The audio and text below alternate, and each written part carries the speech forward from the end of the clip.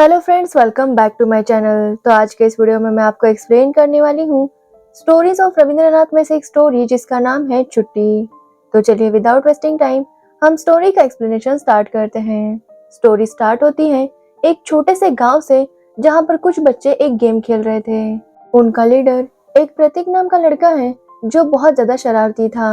प्रतीक खेलते वक्त गलती से अपने भाई माखन को धक्का दे देता है। माखन गिर जाता है और घर आकर अपनी मम्मी को इस बारे में बताता है। प्रतीक को पता था कि माखन ऐसा ही करेगा, इसलिए वो घर जाने से डर रहा था। प्रतीक की माँ अकेली है और उसके पापा की डेथ हो चुकी थी।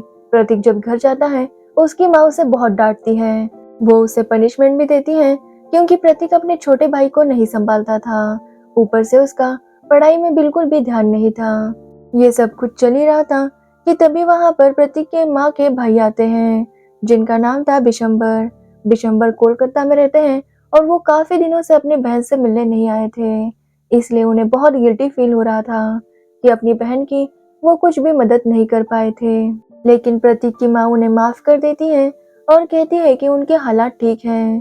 तभी बिशंबर देखते हैं प्रतीक और माखन के बीच में अक्सर झगड़े होते रहते थे। बिशंबर अगले दिन प्रतीक और माखन के साथ गांव में घूमते हैं और मछली पकड़ कर लाते हैं। वो काफी टाइम साथ स्पेंड करते हैं, जिसके बाद वो प्रतीक की माँ से कहते हैं कि वो प्रतीक को लेकर कोलकाता जाना चाहते हैं। वो प्रतीक को वहां पर स्कूल में डालेंगे जिससे प्रतीक पढ़ लिख कर कुछ अच्छा कर पाएगा। प्रतीक की माँ को भी इस पर कोई एतराज नहीं था। वो कहती है कि सबसे पहले वो प्रतीक को पूछे। जब मामा जी प्रतीक से पूछते हैं तो वो कलकत्ता आने के लिए तैयार था। उसे देखना था कि कलकत्ता कैसा है। प्रतीक की माँ को प्रतीक का उनसे दूर जाना अच्छा नहीं लग रहा था, लेकिन प्रतीक के फ्यूचर के लिए वो चुप रहती है। जिसके बाद प्रतीक और मामा जी कलकत्ता आ जाते हैं। घर आने पर मामा जी प्रतीक को उसकी मामी कुमुद से मिलाते हैं। वो कुमुद को बताते हैं कि आज से प्रतीक उनके साथ ही रहेगा, लेकिन कुमुद इस बात से खुश नहीं थी।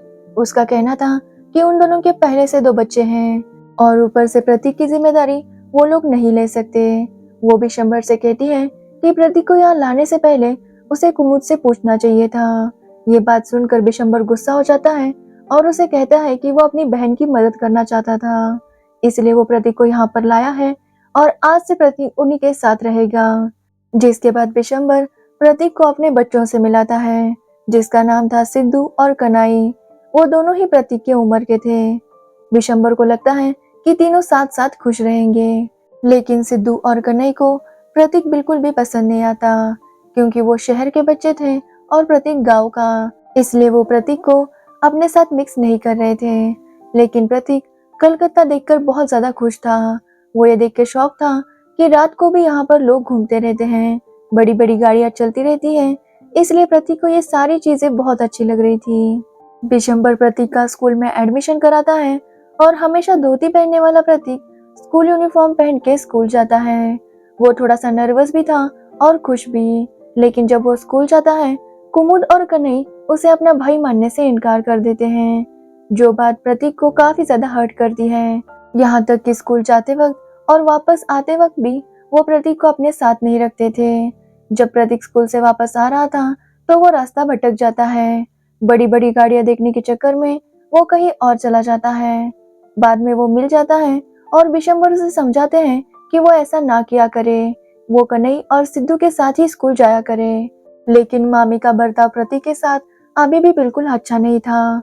बिशंबर ये देखकर कुमुद पर गुस्सा करता है, जिससे कुमुद प्रतीक पर और ज्यादा गुस्सा होने लगती है। एक दिन स्कूल में सिद्धू प्रतीक को कुछ कहता है और उन दोनों के बीच में लड़ाई होती है, जिसमें प्रतीक सिद्धू को मारता है। जब कुमुद को इस बारे में पता चलता है तो वो प्रतीक को बहुत डांटती है। वो कहती है कि गांव का गवार उनके पल्ले आकर पड़ा है। साथ ही वो प्रतीक को जोरों से थप्पड़ भी मारती है। जब बिशंबर को इस बारे में पता चलता है तो वो कुमुद को डांटते हैं। वो कहते हैं कि बच्चों के बीच में लड़ाई होती रहती है, इसलिए कुमुद को ऐसा नहीं करना चाहिए था। वो अगर प्रतीक को प्यार से समझाती तो प्रतीक समझ जाता। बिशंबर और कुमुद के बीच में अक्सर लड़ाई होने लगती है। प्रतीक ये सब कुछ देख रहा था। वो कन्हई और सिद्धू की बातें सुनता है कि प्रतीक के आने के बाद उनके घर में झगड़े बढ़ गए हैं। पहले उनके घर में ऐसा कुछ भी नहीं होता था। ये सुनकर उसे काफी बुरा लगता है, लेकिन वो अपनी माँ को चिट्ठी में ऐसा कुछ भी नहीं बताता। वो माँ से कहता है कि वो कोलकाता में बहुत खुश है, वो जल्दी पढ़ाई कंप्लीट करेगा और कुछ बनकर दिखाएगा। एक दिन प्रतीक से उसके स्कूल बैग और बुक्स खो जाते हैं। जब ये बात कुमुद को पता चलती है तो वो प्रतीक को बहुत डांटती है। वो कहती है कि पूरा सामान 10 रुपए का था और 10 रुपए कमाने में बहुत ज्यादा मेहनत करनी पड़ती है। वो प्रतीक को बहुत मारती है, जिससे प्रतीक बहुत ज्यादा उदास हो जाता है। लेकिन वो अपनी माँ को खत में लिखता है कि उसका स्कूल बैग खो गया था। वो इस बात से बहुत ज्यादा उदास था, लेकिन मामी ने उसे समझाया कि वो चिंता ना करे, वो जल्दी उसके लिए नया बैग ले लेंगे। प्रतीक अपनी माँ से सब कुछ झूठ बोल रहा था। कुछ दिन ऐसे ही बीत जाते हैं, लेकिन अब प्रतीक को अपनी माँ की बहुत याद आ रही थी। उसे अपने घर वापस जाना था, क्योंकि यहाँ पर कोई भी उसके साथ ठीक से बात नहीं करता। एक दिन प्रतीक बिशंबर से कहता है कि उसे घर वापस जाना है, लेकिन तब बिशंबर किसी काम में बिजी था, जिसकी वजह से वो उसे कहता है कि छुट्टियां आने पर वो ले जाएगा। प्रतीक जिद करने लगता है तो बिशंबर उसे डांट देता है। तब से प्रतीक इंतजार करने लगता है कि छुट्टियां कब आएगी, लेकिन उसे पता चलता है कि 2 महीने बाद छुट्टियां आएगी। ये सुनकर प्रतीक और ज्यादा उदास हो जाता है, लेकिन अब उसके सब्र का बांध टूट चुका था। वो एक दिन रात को घर से भाग जाता है। अगले दिन बिशंबर को पता चलता है कि प्रतीक भाग गया। वो बहुत ज्यादा टेंशन में आ जाता है और उसे समझ आ जाता है कि कुमुद और उसके बच्चे किस तरह से प्रतीक के साथ बिहेव कर रहे थे, इसलिए प्रतीक वहां से भाग गया। वो पुलिस में रिपोर्ट लिखवाता है और शाम को प्रतीक मिल जाता है। प्रतीक पूरा बारिश में भीग चुका था और उसे बहुत ज्यादा बुखार आया था। वो प्रतीक को घर पर लाता है और डॉक्टर को बुलाता है। डॉक्टर उससे पूछता है कि प्रतीक के माँ बाप कहाँ हैं। ये सुनकर बिशंबर समझ जाता है कि प्रतीक की हालत काफी ज्यादा सीरियस है। प्रतीक की हालत बहुत ज्यादा खराब हो रही थी। उसे बस अपनी माँ और भाई ही दिखाई दे रहे थे। उसे उन दोनों से मिलना था। बिशंबर अपनी बहन शांता को खत लिखता है कि प्रतीक की तबीयत खराब है, जिसके बाद प्रतीक की माँ यहाँ पर आ जाती है। जब वो कुमुद को देखती है तो कुमुद उससे नजरें नहीं मिला पाती। प्रतीक की माँ उसे कुछ नहीं कहती और प्रतीक के पास चली जाती है। प्रतीक की हालत काफी ज्यादा खराब हो चुकी थी और उसकी आंखें भी नहीं खुल रही थी। उसकी माँ उसके पास जाकर बैठ जाती है और उसके हाथ रखने पर प्रतीक अपनी आंखें खोल लेता है। वो अपनी माँ की तरफ देखकर मुस्कुराता है और उनसे पूछता है कि क्या छुट्टियां आ गई हैं। उसकी माँ ये सुनकर रोने लगती है और ये कहकर प्रतीक की आंखें हमेशा के लिए बंद हो जाती हैं और ये स्टोरी यहीं पर एंड हो जाती है। ये स्टोरी काफी ज्यादा इमोशनल थी, क्योंकि एक शरारती और नटखट बच्चा जो हमेशा खुश रहता है, वो कुछ सपने लेकर कोलकाता आता है, लेकिन वहां पर उसे अपने घर वालों से वो प्यार, रिस्पेक्ट और केयर नहीं मिलती।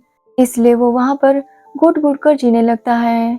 उसे वहां पर समझने वाला, उसे प्यार करने वाला कोई भी नहीं था। प्रतीक की माँ ने जिस भरोसे से बिशंबर के साथ उसे भेजा था, वो भरोसा टूट गया था और कुमुद का बर्ताव प्रतीक के साथ बहुत बुरा था। ये देखते वक्त ही हमें कुमुद के कैरेक्टर पर बहुत गुस्सा आता है। उसके 2 बच्चे होते हुए भी वो प्रतीक के साथ इस तरह का बर्ताव कर रही थी। तो अगर आपको ये स्टोरी और मेरा एक्सप्लेनेशन अच्छा लगा हो तो वीडियो को लाइक, कमेंट एंड शेयर कीजिए और मेरे चैनल को सब्सक्राइब करना बिल्कुल मत भूलना। Thanks for watching the video.